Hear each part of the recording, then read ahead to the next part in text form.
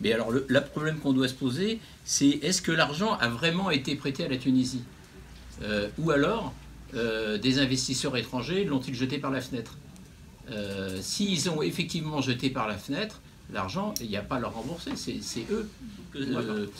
C'est particulièrement intéressant, la proposition de loi qu'avait fait le Front populaire d'audit sur la dette.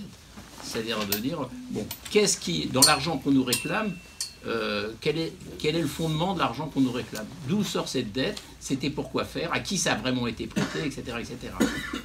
Et de démontrer qu'une partie au moins de la dette n'a pas à être remboursée.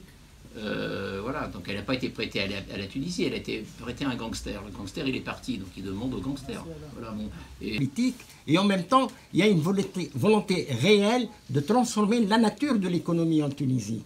Et on assiste même, le camarade a abordé la question de la CNAM et des caisses de sécurité sociale, où on a l'impression qu'il y a une réelle volonté de privatiser ce secteur et de le céder à des sociétés, des entreprises. Et même au niveau des transports. Hein.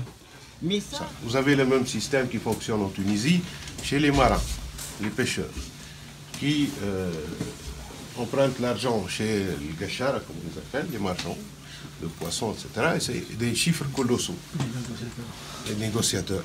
Et avec des intérêts, mais horribles. Ça veut dire que quand vous arrivez au port, aux enchères le matin, à Gergis ou à Mahas ou à Tarakna, le poisson qui est vendu au marché 10 dinars, il est acheté aux soi-disant fameuses enchères qui ne sont pas des enchères. 3 dinars. Parce que le monsieur, il a prêté. Et c'est lui qui va acheter. Et personne ne va réenchérir au-dessus. C'est cette économie-là. Et là, on parle de morale. Ça veut dire que le mec qui lui a prêté de l'argent, théoriquement, il doit lui rembourser. Ok, il lui rembourse 5%, 10%, mais parfois c'est 300 jusqu'à 1000%. اليوم ثم منظومه معطله في الكنام هي منظومه طبيب العائله وتعرفوا منظومه طبيب العائله قديش تشمل 580 ألف عائله معنا قرابه كي نحسب موين لا فامي 4 2 مليون دي تونيزيان اللي الصيادله والاطباء ما عادش يتعاملوا عندك تحب داوي تعطيني فلوسي ليش؟ لانه الكنام عجز باش يخلص لي بريستاتير الصيادله والاطباء. بوركوا؟ مش لانه فلس، لانه المنظومه نتاع تونس نحن كي قبل ما نتاسوا الكنام كان الكونتريبيسيون نتاع التغطيه الصحيه تتصب ديريكت للصناديق، والصناديق هي اللي تقوم بعمليه التغطيه. سي ان اس اس عنده الكلينيك نتاعو، والسي ان بي اس يمشي للمستشفى العموم. مي كي عملنا الكنام في عوض احنا الكنام اون طونك اونتربريز بوبليك ا كاركتير كوميرسيال اي اندستريال ا سون انديبوندونس ماتريال لا كونتريبيسيون تتحول له مباشره. لا، ما غيرناش القانون، بقينا نصبوا للصناديق، ولكن الصناديق مادام اني فالسه فلوس التغطيه الصحيه تصب بها هي في اجور المتقاعدين، وبالتالي القى الكنام روحه يسال الصناديق بلوس ك 1.2 مليار دينار، وكيفاش باش يرجعهم ما يعرفش. سي بوركوا ما عادش عنده السيوله باش يخلص لي بريستاتير دي سيرف. شفت العمليه اني ديما سي ان بروبليم.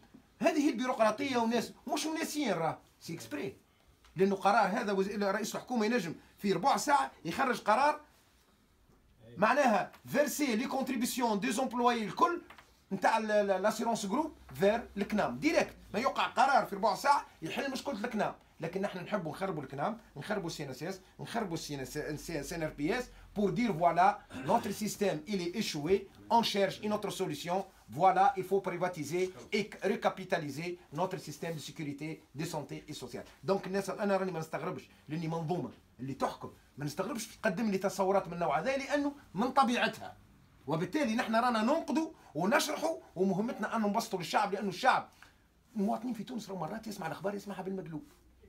دونك يلزمك تبسط له الخطاب خاصة في القضايا اللي تهمه برشا. ونحن مثقفين وتقدميين لم يستطيعوا أن يستوعبوا المسألة باش ينجموا يبسطوها، وبالتالي المشكلة فين؟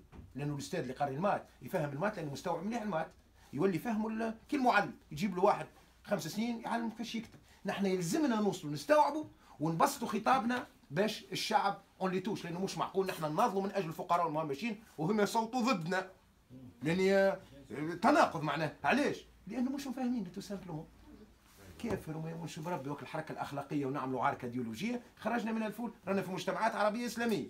دونك نحن يلزمنا نركزوا خطابنا، نعملوا نحن خطابنا وفق القضايا اللي تهم المواطنين. ما يهمنيش فيك تصلي ما تصليش، خيبر صلى انت شنو؟ الدواء والنقل والتدريس، وهذه القضايا اللي نناقش. اما وقت نستوعبها. وين الاصلاح الجبائي؟ الاصلاح البجائي في تصور ما ينجمش يكون معزول عن من التنميه جديد، لانه من التنميه راهو هو الاطار العام اللي ننتجوا فيه الثروه بشكل او باخر. وبالتالي كل منوال تنميه جديد باش يجي الى منظومه جبائيه جديده تكون عادله. ايش معناها عادله؟ اللي يصور 100 يخلص قد 100، واللي يصور 50 يخلص قد 50. هاو نعطيكم السيديه 2016 نثبت اول مره في تاريخ تونس انه اعوان الموظفين والاجراء ساهموا في الجبايه المباشره اكبر من المؤسسات، وهي اول مره في تاريخ تونس. هذا مؤشر فيه زوز حوايج: التهرب الجبائي من اصحاب ما يسمى براس المال الكبر. اثنين، الدولاب الاقتصادي مش قاعد يدور، وبالتالي البلاد شكون شادها؟ شادينها الموظفين والاجراء في القطاع الخاص والعام بالجبايه وبشويه الاستهلاك، لانه حتى 0.5% ولا 0.7% اللي نعملوها مش انتاج ثروه، لا، من خلال الاستهلاك. وكل القروض نتاع كذا ونستهلكوا من كارفور وجيون وكل ندوروا في الدولاب معناها وهذيك. دونك ديجا حلقه مفرغه انه نلعب عليها بنعني، ولقى انه معناها نسبه نمو مزيفه، لانه معناها ما تجيش من باكو بسكوي شوكوتون نتاع جماعه النهضه. ومنين باش ناخذوها؟ مش الدوله باش تضخ فلوس وتزيدنا في الشهري. انت كان عندك يقصوا عليك 220 دينار جبايه، انت زيادتك 30,000 باش تولي 190، معناها من لحيته افتلوا. اي دونك الاتحاد جاي، وهذا قلنا، وانا نجم نقول لكم ثم مداخله كان مسجله في احدى الجهات، قلت هاو السلطه ايش باش تعرض على الاتحاد، لانه من الناس هذوما ما غيروش في الميزانيه، وبالتالي ما عندهمش فلوس. وانت تعرف لا لوا اورغانيك دو بيدجي اللي ستريكت، اذا كان ما عنديش ان انفلوب ريزيرفي للاوغمونتاسيون سالاريال ما نجمش.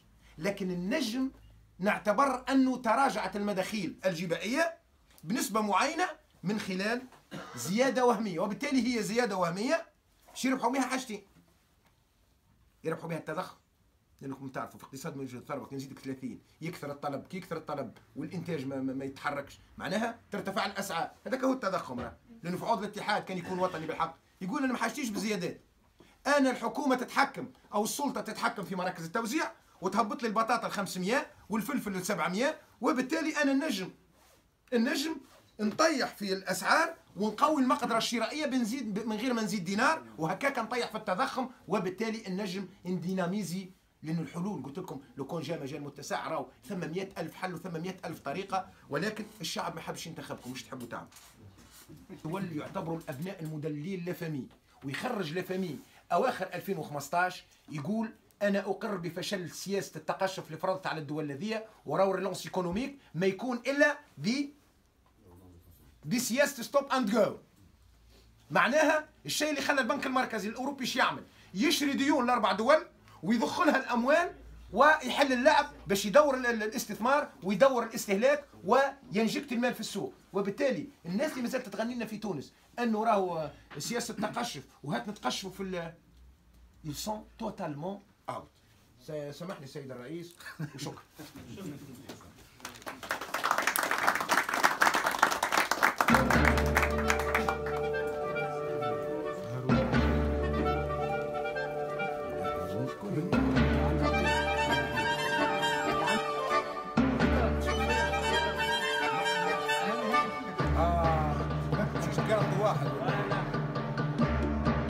ياخذوا وقت باش يأسسوا الخلافه والجماعه يحبوا يأسسوا في دونك ثماش فرق.